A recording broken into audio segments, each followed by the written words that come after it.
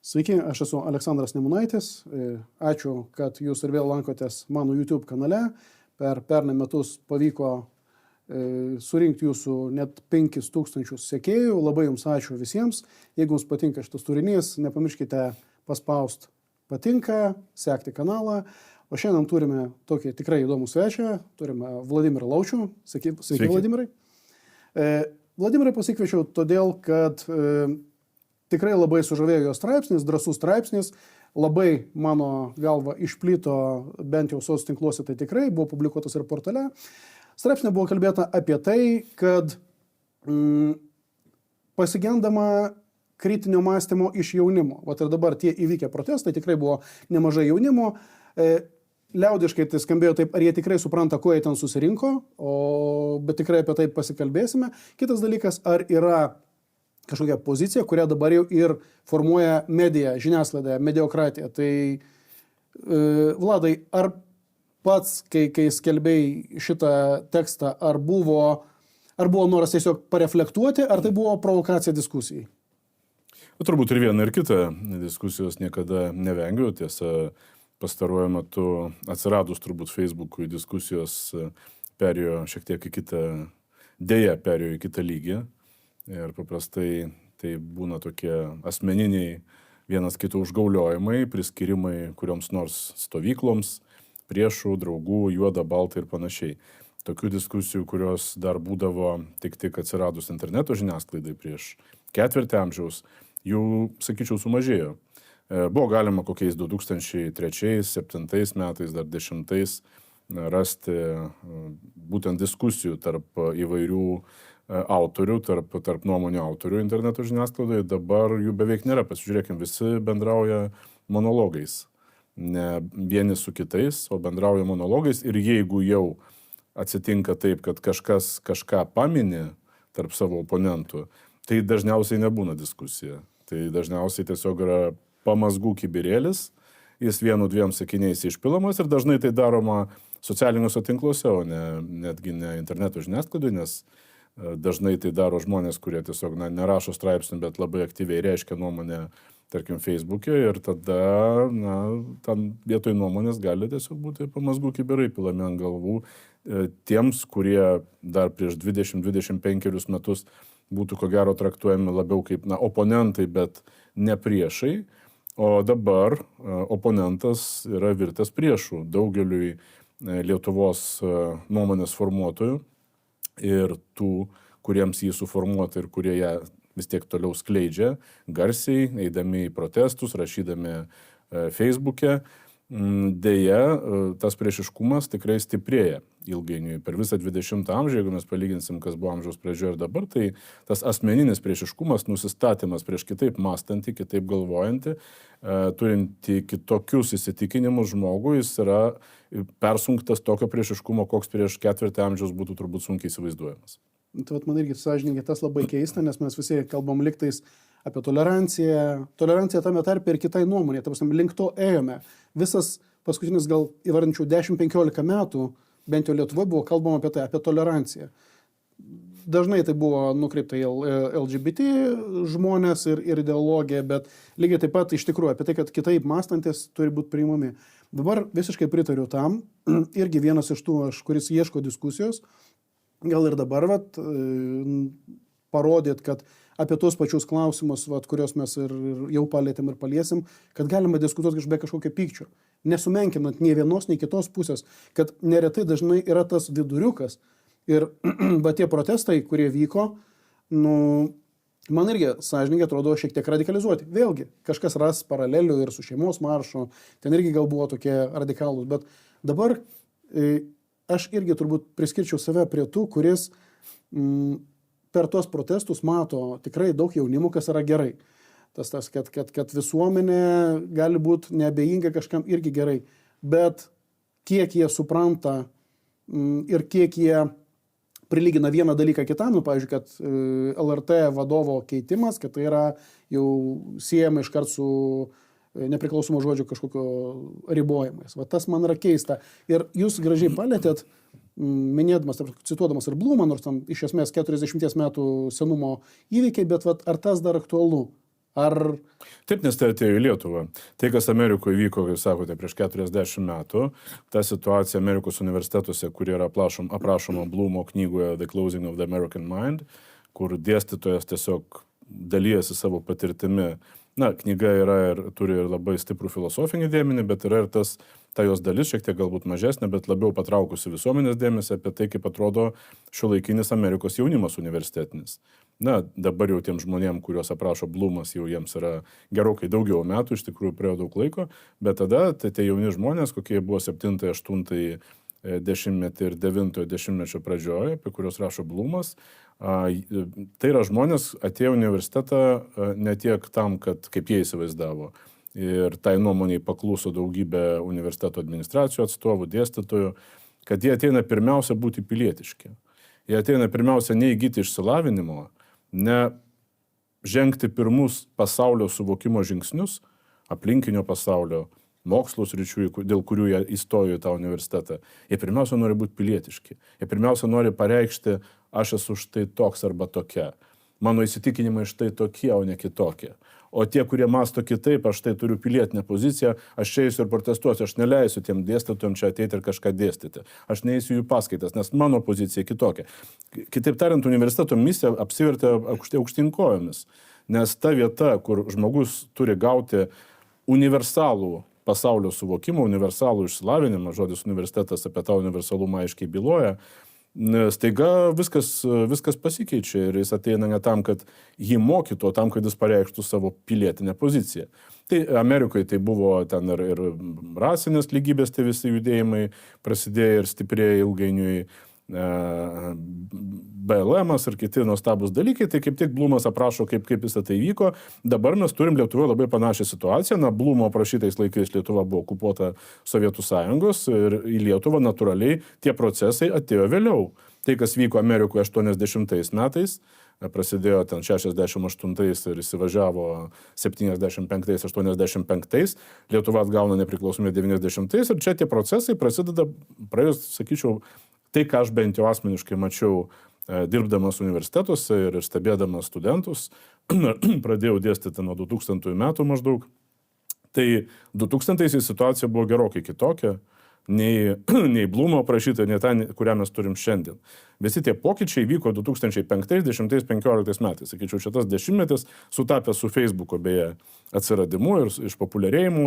Tai tada atsirado ta nuostata, kad universitetas yra tribūna jaunam žmogui, ką tik baigusiam mokyklą, pareikšti savo pilietinę poziciją.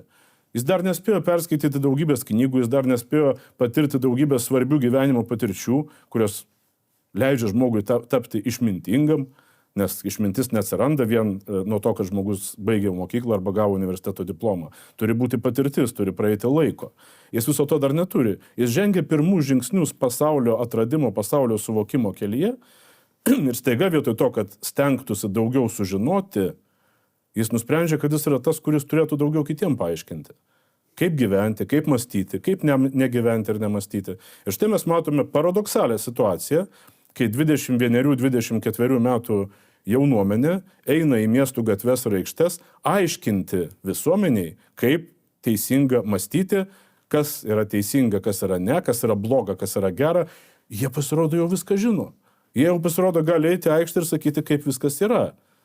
Klausykitės mūsų, mes paaiškinsim. Tai toks jaunuomenės iškelimas, mobilizuojant mases, buvo būdingas beje 20 amžiaus totalitariniams judėjimams. Prisiminkime tą patį Hitlerjugendą. Prisiminkime filmą Kabare 80-mečio pradžios su Liza Minnelli pagrindiniam vaidmenį, kur yra tas epizodas, kai kavinėje susirinkę žmonės lauko kavinėje kažką geria kavas ar valgo ir staiga atsistoja jaunuolis, simpatiškas, arijas, tikras arijas, akis mėlynos, plaukai šviesus ir pradeda dainuoti dainą Tomorrow Belongs to Me. Ir jam bedainuojantis atraukia kiti jaunuoliai toje kavinėje, atsiranda jau choras visas pritarančių, tada suaugę žmonės, visi atsistoja ir galiausiai galingas choras traukia dainą, kurios pabaigoje tas jaunuolis užsideda uniformos kepurę, čia svastiką, iškelia Zeikail sveikinimo gestą ranka ir situacija, kuri iš tikrųjų labai gražiai simbolizuoja, kaip jaunimo pilietiškumas, kaip mes šiandien sakytume, o kaip tada būtų reikėjo sakyti? Irgi turbūt pilietiškumas, taip? Jie buvo pilietiški, tiesa? Bet ko ir norėjau paklausti.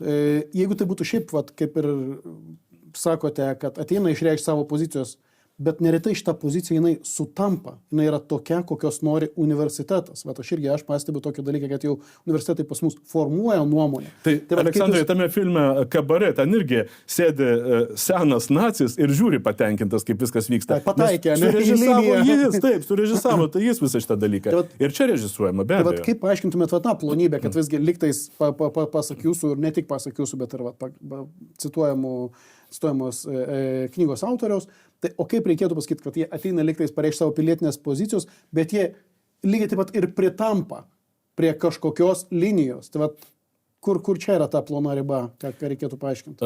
Žmogui nepritapti yra labai sudėtinga. Yra, grubiai ir trumpai tariant, egzistuoja tas bandos jausmas, kai žmonės nori būti kaip visi, bijo būti kitokie, bijo nepritarti daugumai, nes tai iš karto žmogų marginalizuoja, šiek tiek nustumia jį į socialinio, politinio ir kitokio gyvenimo paraštės, apsunkina jam galbūt karjerą ir visa kita. Būti kaip dauguma yra naudinga, taip atrodo daugeliu žmonių, todėl pritapti yra natūralus instinktas. Ir jis lygiai taip pat būdingas ir jauniem, ir vyresnio amžiaus žmonėms. Tai čia ne amžius lemia.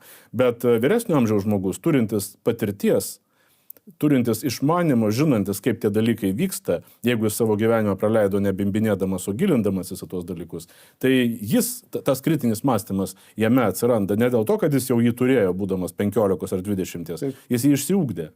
Kada 20 metų žmogus gali spėti išsiugdyti kritinį mąstymą? Laiko tam tiesiog nėra. Jis dar tik mąstymą ugdosi, kritinį jau vėliau, bet jam reikia pirmiausiai tiesiog mąstymą išsiugdyti. Jis turi susikaupti žinių, jis jų neturi dar, jis tik tai pradeda kaupti. Mes liktais iš vienos pusės suprantam, kad net 18 metų, tuo metu, kaip 12 klasė laikas pasirinkti specialybę, rodo apklausos, kad absoliuti dauguma žmonių net nežino, ką jie nori studijuoti. Taip, bet mes įsivaizduojam, kad jau 20 metais jis jau gali teisingai ateiti ir kitiems paaiškinti, kaip reikia gyventi. Dar straipsnėje buvo labai paminėtas toks tikrai įdomus dalykas – mediakratija. Atrodo, jūsų, nežinau, ar sugalvotas terminas, ar naudojamas kitų. Ne, čia vartojamas yra ir Lauro Bielinio knygų, aš ten miniu, jis yra vartojamas ir jis papasakojo, kas tai. Paaiškinkite irgi tą prasme, kad mes galėtume judėti toliau. Kas tai yra? Trumpai ir paprastai, tai, ką Lauras Bielinis jau ne vienerius metus ir jau ne vieną dešimtmetį yra rašęs savo monografijose, beje, pirma monografija, kiek aš atsimenu, kur apie tai jis kalba, tai 2006 berods metais ar 2005 pasirodžiusi knyga apie valdžios, visuomenės ir žiniasklaidos santykį, tą trikampį. Ir ten jis jau pradeda kalbėti apie tai, kad žiniasklaida įgyja vis daugiau politinio veikėjo bruožų. Nebe informacijos tiekėjo ir galbūt tyrėjo, bet būtent politinio veikėjo, kuris, kaip ir politinės partijos ir lyderiai, kovoja dėl galios. Ir žiniasklaidai tai yra patogiau daryti, nes ji neprisima jokios atsakomybės. Politinė partija, politinė jėga, kažkokia struktūra, ji gavusi valdžią prisima atsakomybę už tai, ką ji nuveikė. Ir rinkėjai dažnai tokias jėgas nubaudžia, kaip mes puikiai žinome, o žiniasklaidos jie nenubaudžia. Jie mano, kad žiniasklaida, kad ir ką jie ten kalbėtų, jeigu tai buvo kritika valdantiesiems, tai labai gerai, jie visada teisūs, nes valdantieji visada neteisūs pagal daugelio žmonių nuojautas ir nuomonės. O jeigu žiniasklaida kažkur tai prisidirba, tai yra tiesiog užmaršumo efektas. Visuomenė labai retai prisimena dalykus, kurie buvo įvykę ne tai, kad prieš metus dviejus, bet net ir prieš keletą mėnesių. Jau prisiminti, kas ten buvo, kaip čia, kas, kodėl. Ne, taip. Svarbu ir atmintyje išlieka tai, kas yra aktualu. Tai, kas buvo vakar, tai, kas vyksta šiandien, ir geriausiu atveju tai, kas buvo pastarosiamis savaitėmis. Svarbu, aktualu ir dėl ko mes čia visi kažką aiškinomės, kovojame tarpusavį ir panašiai. O kas ten vyko prieš metus, dviejus, niekas nebeatsimena. Todėl iš žiniasklaidos atsakomybės dažnai nepareikalaujama, net iš partijų nepareikalaujama. Kažkuria momentu atrodo, kuri nors partija nušluojama tiesiog rinkimų metu, dėl to, kad jau visi supranta, kad jį prisidirbo, bet praeina keliari metai, gal ne 4, ne 1 kadencija, gal 8, ir žmonės tarsi pamiršta ir vėl už tos pačius balsuoja, lyg niekur nieko. Kartais tie patys žmonės, kurie prieš 5 ar 8 metus jau sakė, už šitos jau tikrai nebe. Praeina kažkiek laiko. Aš nesutinku, man atrodo, tas terminas dar trumpesnis. Bet pritariu, kad iš esmės taip, mes jau ir COVID tų antidemokratinių suvaržymų irgi liktais neprisimenam. Atrodo, irgi kiekgi čia buvo 3-4 metai atgal. Tai vat, aš irgi pastebiu, kad per turbūt praeitą kadenciją, galbūt net šiek tiek anksčiau, jūs pataisysit mane, irgi man atrodo, kad susiformavo tas politinių jėgų ir žiniasklaidos tokia graži simbiozė. Ir aš manau, kad tikrai pakankamai pagristai dalis žmonių gali sakyti, kad atskirų partijų, vat, taip tiesiai švies Tėvynės sąjungos, čia aš savo nuomonę sakau, Tėvynės sąjunga ir liberalai, galbūt ir Laisvės partija kažkurio kampu, kad jie buvo iš tikrųjų tokie iš esmės neliečiami. Jie nelabai gavo ir kritikos, nors buvo valdžioje ir atvirkščiai. Dabar mes matome visiškai pilnų pajėgumų nuo pirmos dienos pralaimėtų rinkimų Tėvynės sąjungos, mes matom, kai visas šitas dalykas užkūrė. Matote tą patį efektą, tą patį fenomeną? Na, ko gero taip. Ir kas įdomu, iš tikrųjų, prieš keliolika metų, prieš 20 metų, dar kai Valdas Adamkus ėjo savo antrą prezidentavimo kadenciją, buvo kalbama, jis tada vienoje iš savo metinių kalbų pasakė apie tai, kad Lietuvai kyla oligarchijos grėsmė. Ir tada pasigavo žiniasklaida, kas čia yra, kur šita oligarchija, kaip kas. Na ir po to Dalia Grybauskaitė jau įvardijo, kas tai yra. Ir labai sėkmingai sukovojo su tais oligarchais. Kovojo su oligarchais. Verslas, paaiškėjo, kad verslo pinigai skirti, visam pasaulyje tai daroma, bet Lietuvoje tai paaiškėjo, kad yra blogai. Dalios Grybauskaitės dėka, kai verslas skiria pinigus rinkimų kampanijoms politinių partijų. Ir, kaip mes žinom, mūsų dabartiniai įstatymai yra tokie, kad jau nelabai išeina tą padaryti ir viskas yra iš biudžeto. Ne viskas, bet didžioji dalis partijos yra išlaikomus iš biudžeto. Politinis gyvenimas Lietuvoje tapo biudžetiniu.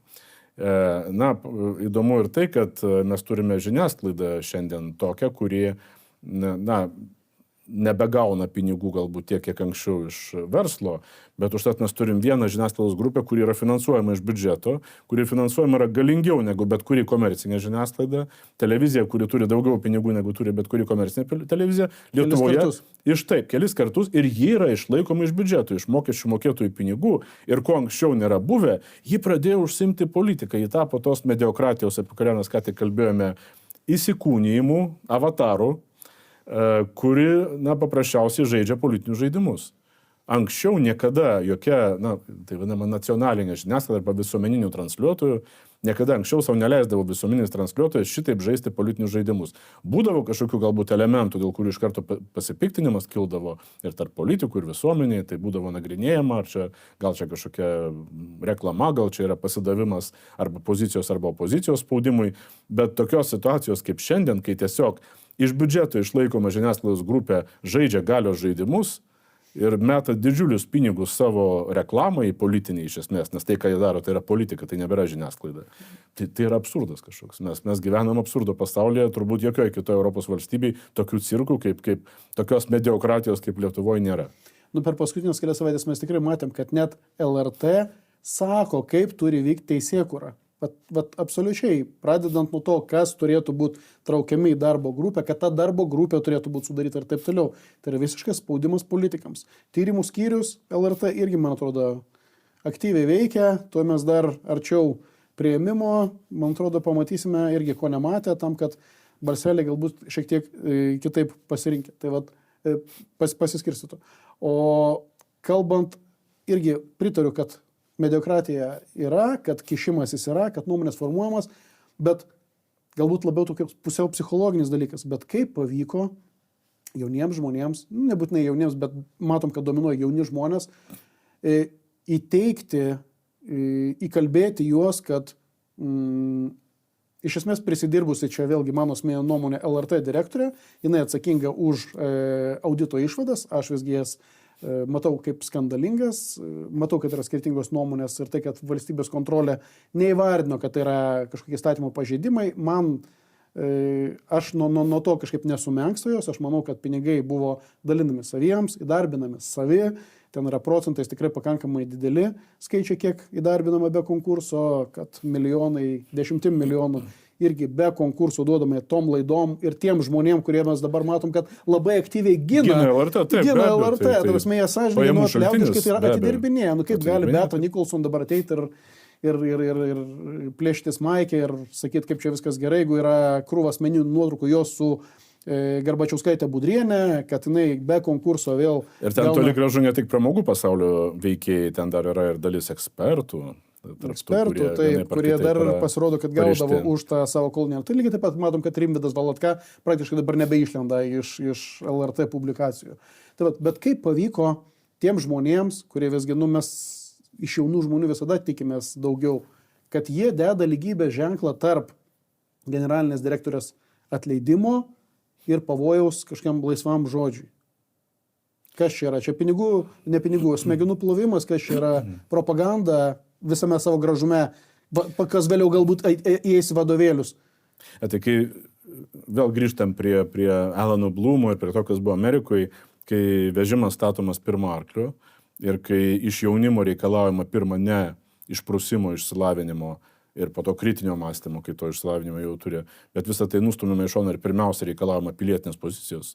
Ir sakoma, kad tai yra labai gerai, kad mes norime, kad jaunimas gerai, kažkada kažko išmoks, kažkada perskaitys kažkokias knygas, kažkada pradės kažką suvokti, kada nors tas kritinis mąstymas atsiras. Kol kas dar viso to nėra, bet jau reikalinga pilietinė pozicija. Jos labai reikia, mes be jos visi, nežinau, ko pavirsim. Reikalaujama tuoj pat. Pažiūrėkim Laisvės partiją, kadenciją, kiek pridirbo, kokių įstatymų priėmė, keisdami rinkimų įstatymą, kur dabar, aš jau nebežinau, ar nuo 16 metų, ar nuo 14 galima ir balsuoti, ir kandidatuoti, kur tik. Tai yra absurdas. Tai padariniai, kuriuos mes matome, yra suaugusių vykdytos politikos, kaip ir LRT situacija, yra ankstesnių kadencijų produktas. Tai yra LRT situacija yra 16-20 metų Seimo kadencijos produktas, LRT įstatymas. Tuomet buvo toks priimtas, kuris leido administracijai nevaržomai daryti, ką nori ir gauti pinigus iš biudžeto augančius tokią proporciją, kokią mes matėme. Tai buvo, kaip sakyt, valstiečių daugumos, jeigu tai galima pavadinti dauguma, kai jų Seimo pirmininkas perbėgo į opozicijos pusę ir praktiškai daugumos jie nebeturėjo. Tai tos įstatymus, tokius kaip LRT įstatymas, priminėjo realiai konservatorių balsais. Ir jis buvo priimtas tada. Tai ačiū tiems, kurie tai padarė, jiems už tai aišku atsidėkota, be abejo. Tiems, kurie padėjo tą padaryti, Gabrieliaus Landsbergio kadencija, jo vadovavimas partijai, tai galima dėkoti jam.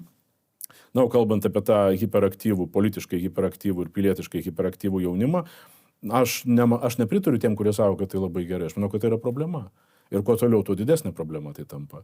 Pirmiausia, turi būti išsilavinimas, po to turi būti patirtis, kuri leidžia atsirasti kritiniam mąstymui. Ir tik tada jau pilietinis aktyvumas. Pilietinis aktyvumas su tuščia galva, tai čia nieko gero. Ir kai jie išeina baubdami, kad mes prieš Žemaitaitį, tai jūs turit pavyzdį, jeigu jums nepatinka Žemaitaičio partija, jums jie atrodo, kokie jiems atrodo? Jiems atrodo neišsilavinę, vulgarūs, tuščia galviai, sakykim taip. Tai jie patys ateina su ta pačia praktiškai su to pačiu turiniu, tik iš kitos pusės. Vektorius kitoks, bet turinys labai panašus. Nes tuščios galvos yra ir vienoje ir kitoje pusėje iš to klausimų. Bet čia vėlgi, tai jie patys save neigia. Nes demokratija tai ir yra, būtent ta santvarka, turbūt geriausia iš to, ką turime, kuri ir užtikrina kažkokią visų sričių atstovavimą, kiekvienos nuomonės atstovavimą. Tai čia norim ar nenorim, patinka ar nepatinka tas Žemaitaitis, bet dalį Lietuvos jis atstovauja. Vėlgi, ar jisai gerai atstovauja, tai čia tie patys jo rinkėjai ir įvertins sekančiuose rinkimuose. Bet aš manau, kad beje, čia šiek tiek iš šono nueidama, kad taip jį marginalizuodami, radikalizuodami, mes prisižaisim. Prisižaisim tą prasme, kad... Žemaitaitis polarizavo visuomenę, polarizavo ją po to, kai jo oponentai konservatoriai irgi polarizavo, jis į tą polarizavimą reagavo su savo polarizavimu. Daugybė žmonių Lietuvoje, kurie jau sotus buvo Tėvynės sąjungos politikų valdymu, jie ieškojo ne kitokių galbūt ar kažko konkretaus, jie ieškojo tiesiog tų, kurie pasakys, kad tai yra baisiausia partija Lietuvoje, Tėvynės sąjunga. Ir tai garsiai sakė būtent Žemaitaitis. Todėl daugybė nuėjo balsuoti už jį, iš tokių radikalių, net neįsitikinimų, nežinau kaip tai pavadinti. Na ir dabar ta polarizacija lemia dar vieną polarizaciją. Dabar jau kyla LRT, kaip sakyt, fanatikai administracijos, garbinantis dabartinę vadovę kaip deivę ir jos vykdoma politika, nežinau, jau tai politika reikėtų vadinti, čia jau, kaip sakyt, Dievo veiksmams ir žodžiams jau kitokie epitetai tiktų, ne politika. Ir jie lygiai tokie pat radikalūs yra. Ir jie šaukdami, kad mes prieš Žemaitaitį, o ne už LRT administraciją. Na, o jeigu jie pamastytų, kaip realiai panaudojamas jų šitas protestas, jie nemato, kad jis naudojamas būtent LRT administraciją apginti, paremti ir panašiai. Bet jie to nemato. Tarsi, panašu, aš irgi galvoju, kas ar ar tai yra nuoširdu, lygiai taip pat ar LRT pati nemato, kad užsižaidžia. Čia aš kalbu apie administraciją, aišku, tam dirba ir šimtai žmonių, aš kai kurios labai gerbiu, čia gal nenorėčiau kažkaip generalizuoti, bet aš matau, kad čia iš tikrųjų viskas apie tai, kad išsaugot direktorės kėdę. Lygiai taip pat arba tai yra vėlgi pasinaudojimas tuo savivaldos rinkimai, bus Seimo rinkimai.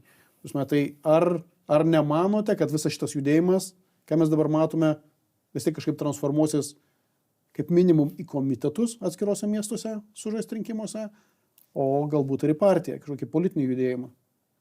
Na, aš sunkiai įsivaizduoju dar vieną partiją ar politinį judėjimą vien todėl, kad šitų žmonių kiekis yra ribotas.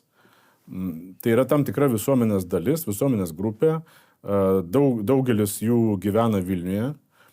Daugelis jų yra praktiškai sukasi, verda tose pačiose sultise, sukasi toj pačioje aplinkoje, balsuoja už tas pačias partijas, na čia ilgai ieškoti nereikia, tai yra Tėvynės sąjunga, Laisvės partija, Liberalų sąjūdis, ypač Tėvynės sąjunga ir Laisvės partija. Jie džiaugiasi tą pačią žiniasklaidos priemonę, tai yra LRT. Jie turi įtakos ir mėgsta mokytis toj pačioj aukštojo mokslo įstaigų Vilniaus universitete. Tarp to universiteto administracijos atstovų yra žmonių, kurie aktyviai veikia visais šitais kanalais ir gindami LRT, ir atstovaudami ekspertiniai nuomoniai. Mes jau matėm, pradedant rektorium. Taip. Tai čia yra tiesiog, jų kiekis yra ribotas, jie labai aktyvūs, jie turi tikrai tvirtų tokių citadelių, kurios formuoja visuomenės nuomonę, pirmiausia LRT, kurios formuoja žmonių, kurie priskiria save elitui nuomonė ir juos mobilizuoja, tai yra pirmiausia Vilniaus universitetas. Ir iš tikrųjų tai yra puikiai studentų kalvė, kur studentam galima toje kalvėje įkalti į galvą pirmiausia ne žinias, o nuostatas. Pilietinės, kaip mes šiandien iškilmingai sakome, pilietinės nuostatos, įsitikinimai, pilietinio aktyvumo principai. Tai tie dalykai kažkodėl iš ten pirmiau ateina negu žinios ir išmintis, dėja. Ir jeigu mes pasižiūrėsime į tą universitetinio jaunimo hiperaktyvumą, tai matome šiandien. Aš nekalbu vien apie Vilniaus universitetą. Čia reikėtų ir apie kitus kalbėti. Pasižiūrėkim, jeigu vyksta koks nors politikas į susitikimą, tai pirma reakcija yra, kaip galima su tokiu susitikinėti. Jis netinkamų pažiūrų.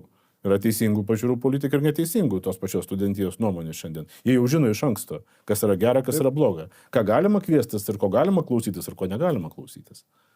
Ir tas blogiausia, kad vyksta net ir VU TSPMI lygių, kur iš tikrųjų, mes kaip ir politikų kalvė, kur atviršiai mes kaip ir norėtume to diskurso, kažkokio bendro diskusijos ir kažkokio bendro sutarimo, nes politika būtent ne apie radikalizavimą, politikos darbas arba politikos kaip ir esmė, būtent kartais tuos kampus sušvelninti ir skirtingas grupės sujungti, arba ten jeigu ekonominis kažkoks klausimas, tai irgi kažkaip padaryti, kad mes visi tame įtilptume.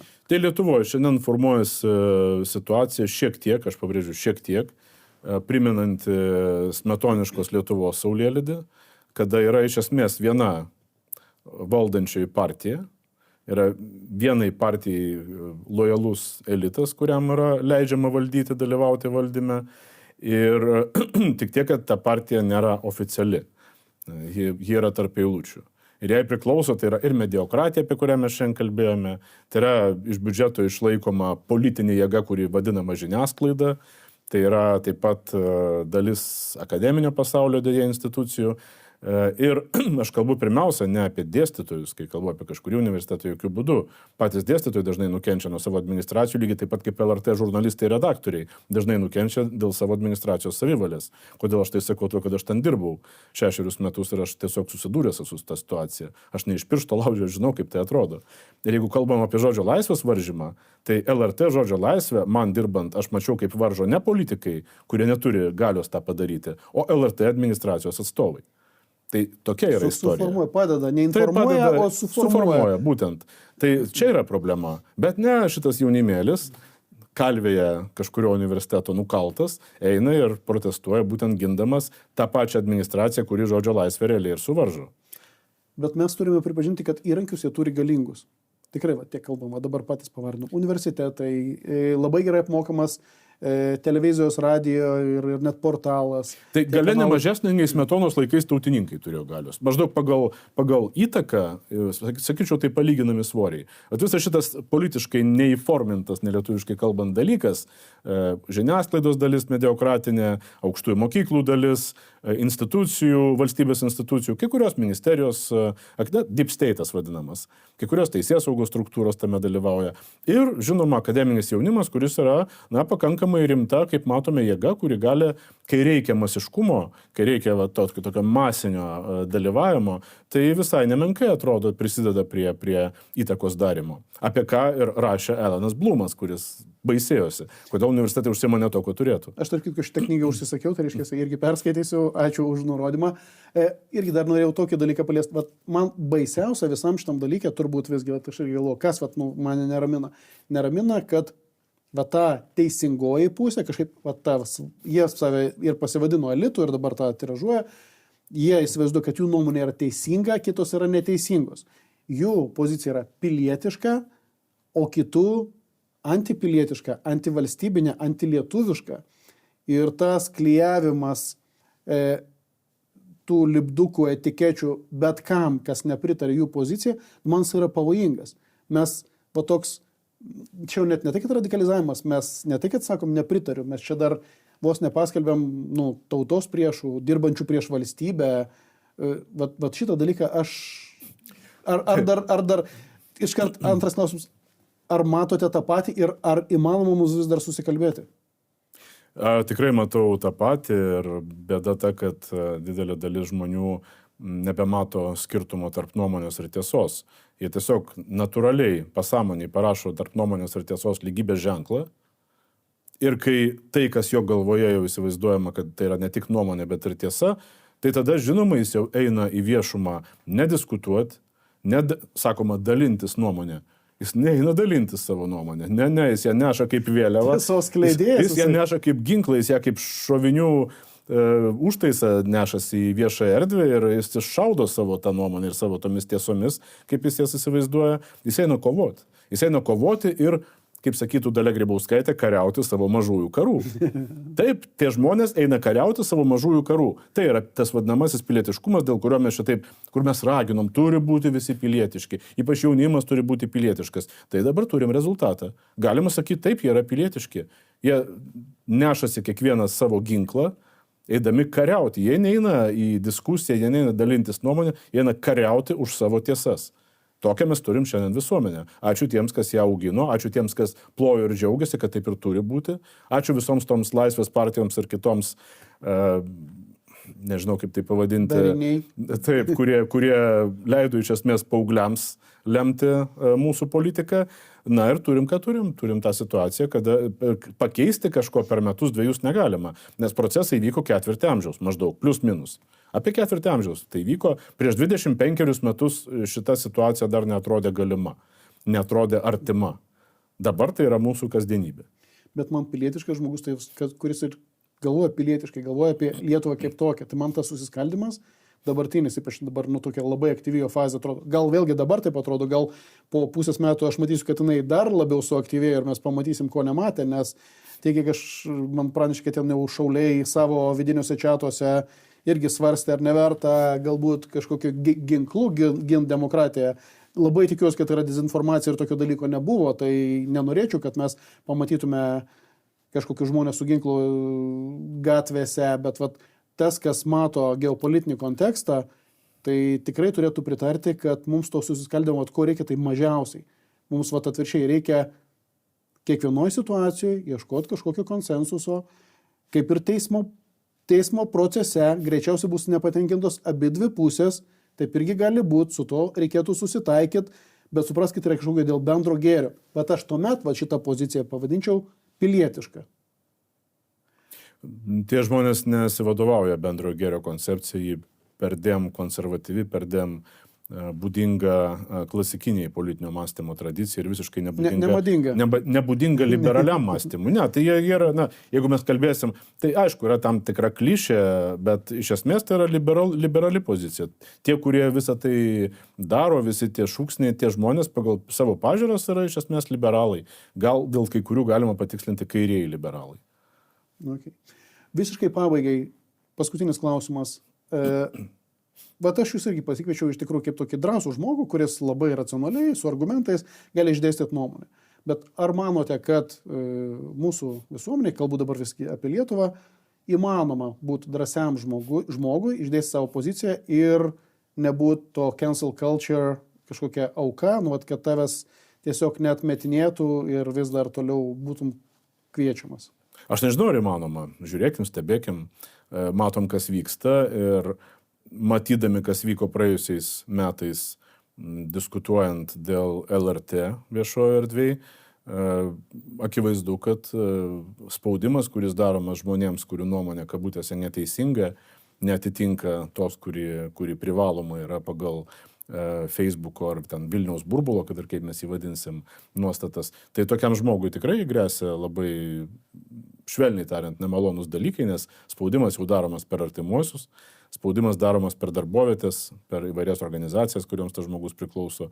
Na tai ko gero, tik aš dar kartą pasakysiu, kad ir kaip čia piktintųsi kai kurie personažai, beje, iš to paties Vilniaus universiteto, buvo čia keletas pasakiusių savo nuomonę, ale Paulius Subačius.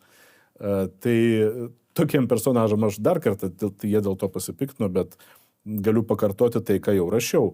Tai, kas vyksta, primena nacių Vokietijos masinę mobilizaciją. Hitlerjugendą ir visiškai buką, nemąstantį kritiškai jaunimėlį, jis yra mobilizuojamas ir jis, būtent tas jaunimėlis, yra nuteikiamas priešiškai viešai kalbančių žmonių, viešai kalbančių ne tai, ką nori išgirsti jų oponentai, atžvilgių ir, na, siundomas tiesiog. Tas pats tinka ir žiniasklaidai, tas pats tinka ir tiem patiem Facebooko aktyvistam, apie kuriuos aš kalbu. Na, taip, tai yra priešiškumas, kuris galima pasijuokti iš Dalios Grybauskaitės pasakymo kariauti mažuosius karus, bet kai tas mažasis karas, kad ir koks jis būtų mažas, tampa pilietiniu karu, tai jau yra baisoka. Nes galima institucijai, savo įstaigui kariauti, intriguoti ir kariauti mažuosius karus, tai kas tai yra puikiai žino, tas pats Paulius Subačius puikiai moka tai daryti Vilniaus universitete ir daug metų tai daręs yra, jis puikus mažųjų karų karys, galima sakyti apie jo karjerą Vilniaus universitete.